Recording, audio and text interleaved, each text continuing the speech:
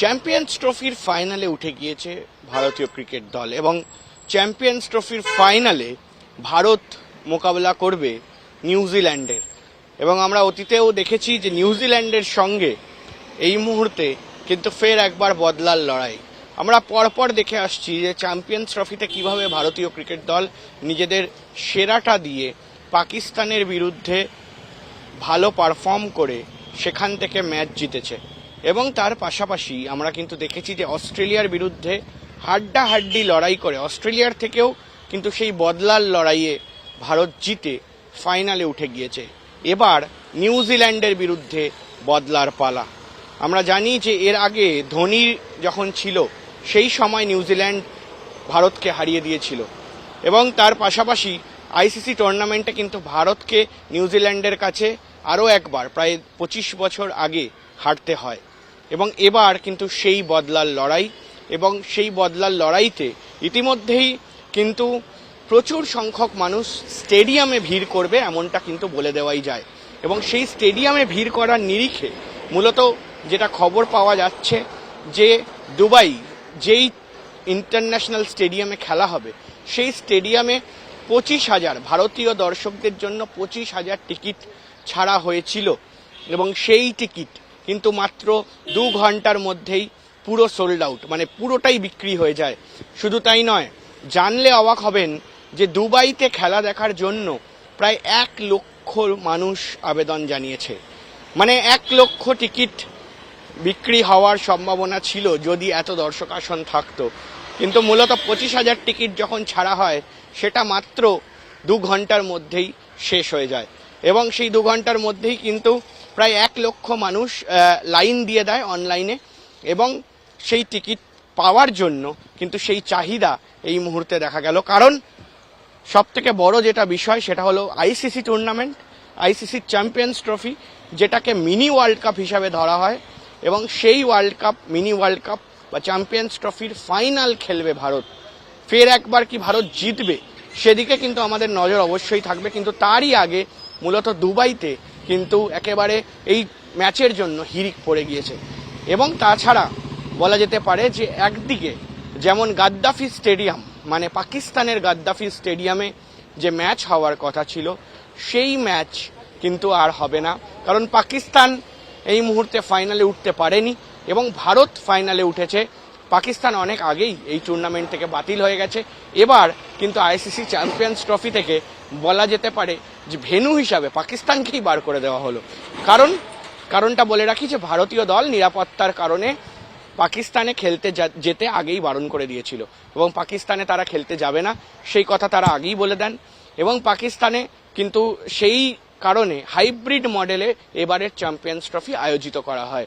মূলত হাইব্রিড মডেলে আমরা দেখি যে ভারতীয় ক্রিকেট দল তারা সব ম্যাচ তাদের দুবাইতে অর্থাৎ ইউএইতে মরু শহরে মরু দেশে খেলেছে এবং সেখানেই কিন্তু প্রতিটি ম্যাচ হয়েছে। এবং সেই ম্যাচ কিন্তু পাকিস্তানে হওয়ার কথা থাকলেও ভারত সেখানে যায়নি।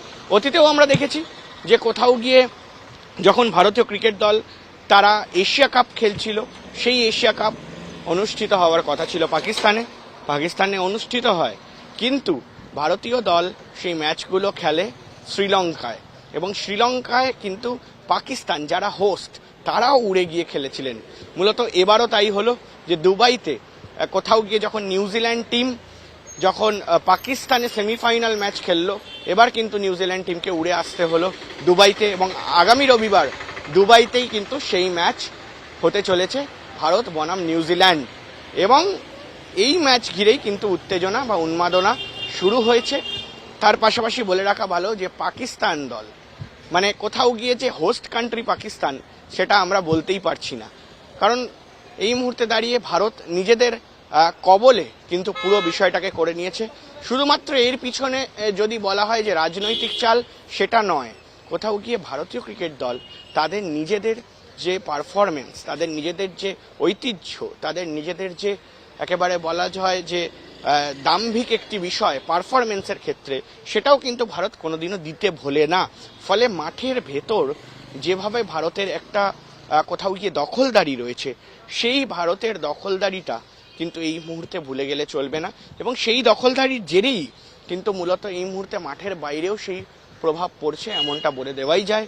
এবং সে কারণেই কিন্তু এই মুহূর্তে আইসিসিও কিন্তু কোথাও গিয়ে মেনে নিতে বাধ্য হয় এবং তার পাশাপাশি ভারত আইসিসি চ্যাম্পিয়ন্স ট্রফি পাকিস্তানে খেলতে যায়নি, সেটা হাইব্রিড মডেলে এই মুহূর্তে দুবাইতে হচ্ছে এবং সেই দুবাইতেই কিন্তু এই মুহূর্তে টিকিটের হিড়িক পড়ে গিয়েছে। আরও একবার বলে রাখি আপনাদের যে প্রায় 25,000 টিকিট ছাড়া হয়েছিল ভারতীয় দর্শকদের জন্য এবং সেই 25,000 টিকিটের মধ্যে কিন্তু অ্যাপ্লিকেশন করেছেন, মানে সেই 25,000 টিকিট পাওয়ার জন্যে একেবারে ঝাঁপিয়ে পড়েছে 1 লক্ষরও বেশি মানুষ, 1 লক্ষরও বেশি ভারতীয় সমর্থক।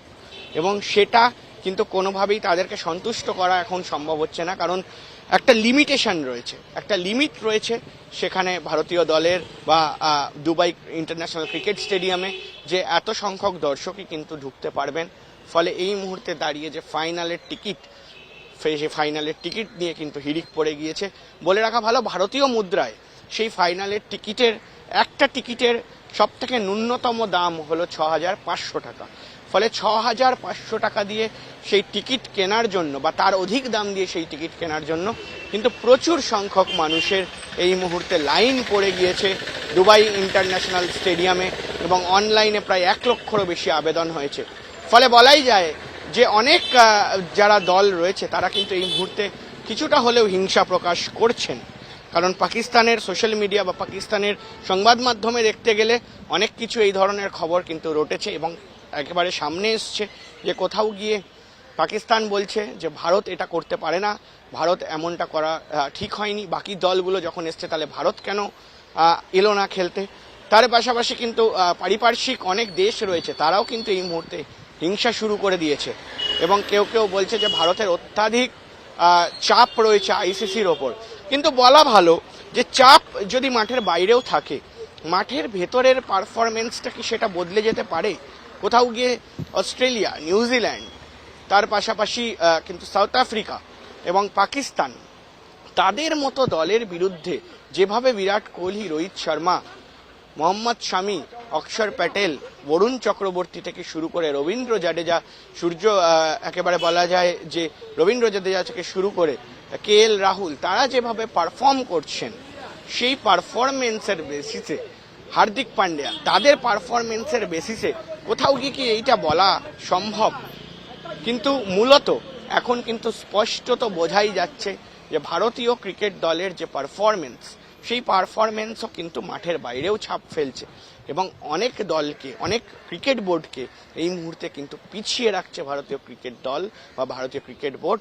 ফলে এই মুহূর্তে দাঁড়িয়ে আগামী দিন ফাইনালে, রোববার দিনকে ফাইনালে কি হতে পারে সেদিকে আমাদের অবশ্যই নজর থাকবে। কিন্তু সে ফাইনাল ভারত জিতবে কি হারবে সেটা পরের কথা, সেই বিষয় নিয়ে কিন্তু এই মুহূর্তে পারফরমেন্সের ওপর ডিপেন্ড করবে। কিন্তু ভারতের মাটিতে ভারত বিভিন্ন জায়গায় নিজেদের যে ক্রিকেটের ছাপ, সেই ছাপ কিন্তু একেবারে বিশেষভাবে পড়েছে এবং ফেলতে পেরেছে তারা।